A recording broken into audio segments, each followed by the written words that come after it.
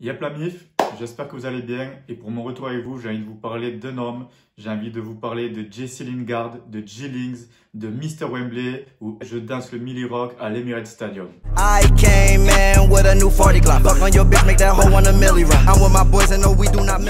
Donc voilà, je pense que vous l'avez tous vu. Aujourd'hui, Jesse Lingard, il marche sur l'eau, il est dans une forme exceptionnelle. Sûrement la forme de sa vie, enfin en tout cas moi j'en suis sûr, c'est la meilleure forme qu'il n'ait jamais eue en tant que footballeur. Et forcément, étant donné que c'est un gamin de l'Académie de Manchester, qu'il a fait toutes ses classes à Manchester United et qu'aujourd'hui encore, même s'il joue à West Ham, il appartient au club, et bien forcément j'avais envie d'évoquer son sujet et de voir éventuellement si Lingard peut encore avoir un avenir à Manchester United au vu de ses récentes performances. Et comme d'habitude, si ce n'est pas déjà fait, n'hésitez pas à vous abonner, à liker et à activer la petite cloche pour être sûr de rien louper de nos vidéos. Donc pour revenir un peu sur le contexte, ben voilà, Lingard, on le connaît tous, c'est un pur produit de l'Académie de Manchester qui a fait toutes ses classes en jeunes chez nous et qui finalement a réussi à devenir pro chez nous et finalement pouvoir avoir une vraie place au sein de l'effectif de Manchester puisque pendant 4-5 saisons, voilà, il a fait vraiment part de l'équipe. Mais malheureusement pour lui, sa situation au club s'est dégradée, notamment déjà la saison dernière, où même si en première partie de saison, il a continué à avoir un peu ce rôle quand même assez important, même s'il n'était pas toujours titulaire, il faisait en tout cas partie vraiment de la rotation. Mais à partir de la seconde partie de saison, déjà un petit peu avant le Covid, on a vu que Lingard, il a commencé à plus faire partie des plans de Ole Gunnar Solskjaer. Et puis ensuite, en plus avec l'arrivée de Bruno Fernandes, là, ça a vraiment scellé son avenir au club. À partir du restart, Lingard n'a vraiment plus fait partie des plans de Ole Gunnar Solskjaer. On a vu qu'il était même plus appelé dans le groupe. Et donc voilà, cet été, moi je pensais vraiment que c'était un joueur qui allait quitter le club, un peu comme Andreas Pereira. Mais finalement, Jesse Lingard n'est pas parti cet été. Et sa situation au niveau du club, elle n'a pas changé. Et on l'a vu de la reprise de la saison à janvier, Lingard il a tout simplement participé à 0 match de championnat, donc 0 minutes en première ligue avec Manchester United cette année. Et pour lui, ça a été simplement 3 petits matchs de coupe. Donc finalement, en toute logique, au mercato de janvier, Lingard a dû quitter le club et c'est sous forme de prêt qu'il a rejoint l'équipe de West Ham United. Et là, à partir de là, les amis, l'histoire, on la connaît. Mais depuis qu'il est à West Ham, Lingard, il marche sur l'eau. Honnêtement, c'est un joueur transformé. Je n'ai jamais vu Lingard à ce niveau. Déjà, on va parler des stats. Lingard à West Ham, c'est 8 matchs de première ligue, 6 buts, 4 passes décisives. Donc ça, c'est tout simplement exceptionnel. C'est-à-dire qu'en 8 matchs, il a été décisif 10 fois. Donc il est plus de fois décisif que le nombre de matchs qu'il a joué. Il est décisif contre des gros clubs. Il a été décisif contre Tottenham. Il a été décisif contre Arsenal. Il a été décisif contre City. Et voilà, aujourd'hui, West Ham, avec Lingard, ils sont 4e. Donc West Ham, pour l'instant, à l'heure d'aujourd'hui, est qualifié pour la prochaine Ligue des Champions devant Chelsea. Donc ça, c'est tout simplement énorme. Lingard, il est en train de porter West Ham pour leur rêve de Ligue des Champions et d'Europe. Mais moi, ce qui me choque le plus, c'est vraiment son niveau de jeu. Parce que j'ai pu voir les matchs qu'il a fait avec West Ham. Et honnêtement, moi, j'ai jamais vu Lingard jouer comme ça. Je sais pas vous, je sais pas si vous avez regardé les matchs qu'il fait à West Ham. Mais moi, je l'ai jamais vu dans une forme comme ça, dans une confiance pareille. Aujourd'hui, Lingard, j'ai vraiment la sensation quand je regarde jouer, qu'à chaque fois qu'il touche le ballon, il peut se passer quelque chose. Et ça, déjà, c'est ultra rare chez un joueur. Honnêtement, il n'y a pas beaucoup de joueurs où quand ils ont le ballon, on se dit il peut se passer quelque chose. Que ce soit même à Manchester United, si on regarde Bruno, il est énorme et je vais pas comparer et dire maintenant que ça peut se jouer. Pour moi, Bruno Fernandes, il est largement au-dessus de Lingard puisqu'il le fait déjà depuis plusieurs saisons. Déjà au Sporting, il était déjà énorme. Enfin, pour moi, il y a vraiment pas débat. Bruno Fernandes, il est loin devant Lingard. Mais même lui, c'est un joueur qui arrive à être très souvent décisif, que ce soit par les passes, que ce soit par les buts et vraiment avec sa qualité de pied. Mais il est déjà moins dribbleur que Lingard et moi, j'ai quand même un peu moins cette sensation qu'il peut à chaque fois se passer quelque chose avec Bruno. On sait que tous les matchs, Bruno, il va stater, qu'il soit bon ou mauvais, mais on n'a pas forcément qu'il va se passer de suite quelque chose quand il a le ballon dans les pieds. Celui qui pourrait l'avoir le plus à Manchester United, c'est peut-être Martial. Bon, Martial, on ne va pas en parler parce que la forme qu'il a cette saison, voilà, on ne va pas en parler. Sinon, c'est Rashford. Rashford, c'est le joueur qui peut vraiment avoir cette sensation. Il a le ballon dans les pieds, il va se passer quelque chose. Mais honnêtement, moi, je n'ai pas vraiment cette sensation. Parce que Rashford, voilà, c'est pareil. C'est un peu selon s'il est en forme physiquement, ça dépend des matchs. On voit de suite s'il est dans un bon match ou pas. Et franchement, c'est pour ça, c'est quand même rare d'avoir des joueurs qu'on se dit il va se passer quelque chose quand il a le ballon. Bon, tu as des joueurs comme Neymar, bon, on n'en parle même pas parce qu'ils sont largement au-dessus de Lingard, je ne vais pas comparer à Lingard. Mais déjà, même moi, plutôt pour revenir à la Première Ligue, moi, un joueur comme ça en Première Ligue qui a vraiment, que j'avais cette sensation de se dire s'il a le ballon, il peut se passer quelque chose, c'est Grealish. Franchement, Grealish, c'est le type de joueur voilà, dont j'avais cette sensation et c'est pour dire que c'est plutôt rare. Et là, depuis que je vois Lingard à West Ham, j'ai cette sensation. Et j'ai vraiment cette sensation qu'il va se passer quelque chose. Et ça, c'est pour moi ce qui me choque le plus en dehors des stats, c'est que c'est cette sensation, parce qu'on parle quand même de Lingard. Je ne sais pas si on se rend compte, Lingard, il avait quand même ce surnom de Lingardinho. Mais c'était plus dans le terme péjoratif, avec pas mal de montages où on voyait Lingard croiser avec Ronaldinho ou avec R9. Mais là, honnêtement, je pense qu'on peut lui donner ce surnom, mais de manière positive, parce que franchement, il marche sur l'eau. Le plus parlant qui montre cette confiance, c'est le dernier match face à Wolves. Moi, j'ai regardé le match. À chaque fois que Lingard avait le ballon, on avait cette sensation qu'il allait se passer quelque chose. Et ça s'est vu sur le premier but.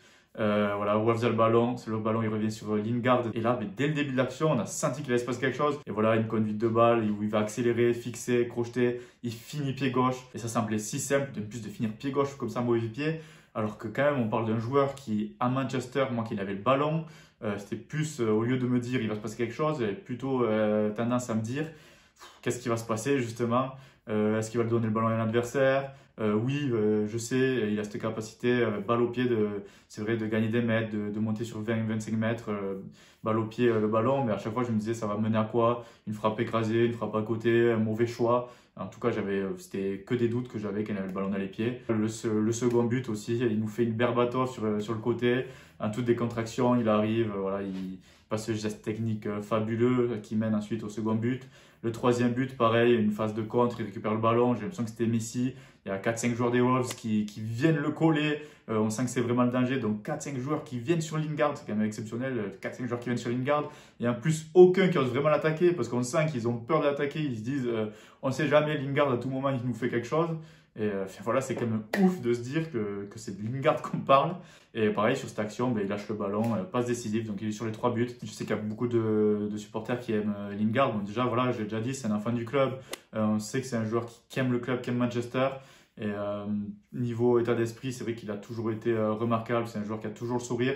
Moi, je ne vais pas faire semblant maintenant. J'adorais Lingard Manchester. Donc, comme je l'ai dit, moi, c'était un joueur, j'avais des doutes sur son niveau. Pour moi, c'était un joueur de rotation au maximum à Manchester. Oui, c'est vrai, après, je ne vais pas tout jeter. À Manchester, il avait fait une belle saison sous Mourinho, je crois que c'est en 2017-2018. C'était quand même loin, on le voit, loin des performances qu'il fait à West Ham, et même au niveau des stats, là, il est largement au-dessus. C'est vrai qu'après, il nous a habitués quand même. On savait que c'était un joueur qui pouvait faire des différences. Que ce soit, il avait marqué le but contre Leicester en Community Shield, c'est un super but qu'il marque.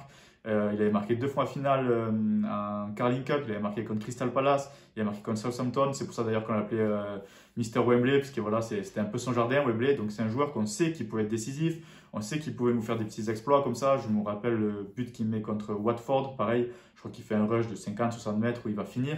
Donc on le savait qu'il pouvait le faire, mais voilà, Manchester, ça se passait combien de fois honnêtement? Ça se passait une fois tous les 6-7 matchs. Et là, c'est ça qui a changé à West Ham, c'est que c'est tous les matchs. Franchement, félicitations à lui, le mérite il vient à lui.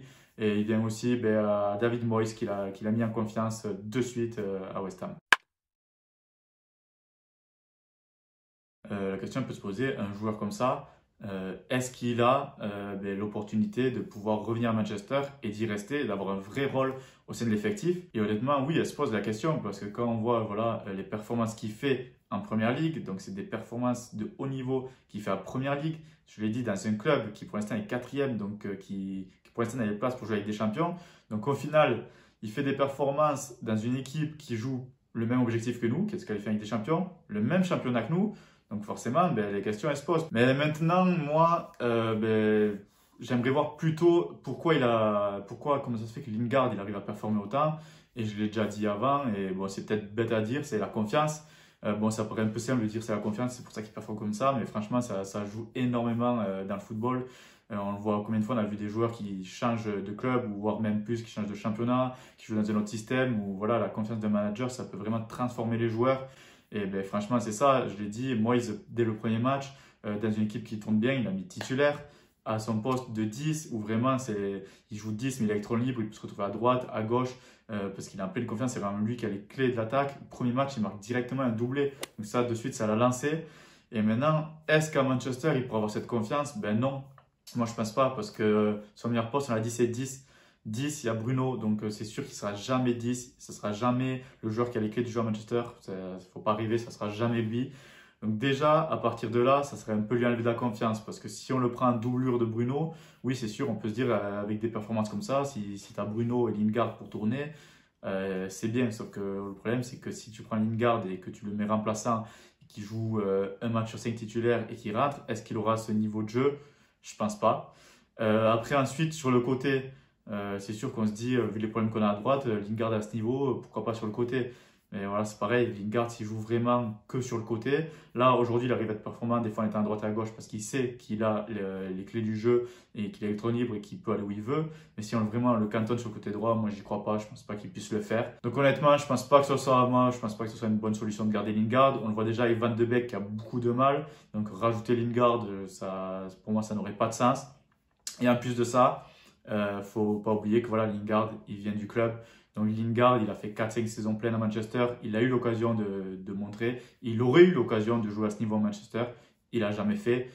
Je vois pas pourquoi il le ferait aujourd'hui. Oui, aujourd'hui, il y a Bruno, donc c'est compliqué. Mais Lingard, il était là déjà bien avant Bruno. Et il n'a pas montré, il n'a pas réussi à faire ça. Il n'a pas réussi à faire cette performance qu'il fait aujourd'hui à Manchester. En plus de ça, Lingard, il a joué dans un Manchester qui était quand même très en dessous de ses standards. Très loin du niveau de Manchester qui était champion, donc il a joué dans un Manchester plutôt faible, et même dans un Manchester plutôt faible, il n'a pas montré que c'était un joueur sur qui on pouvait se dire l'avenir il peut passer par lui. Et au contraire, par exemple, Marcus Rashford l'a fait. Marcus Rashford, il a eu des gros moments de doute, des moments où il était moins bien, mais on a eu quand même cette sensation, oui, Manchester peut pourquoi pas construire son avenir avec qu'un joueur comme Marcus Rashford.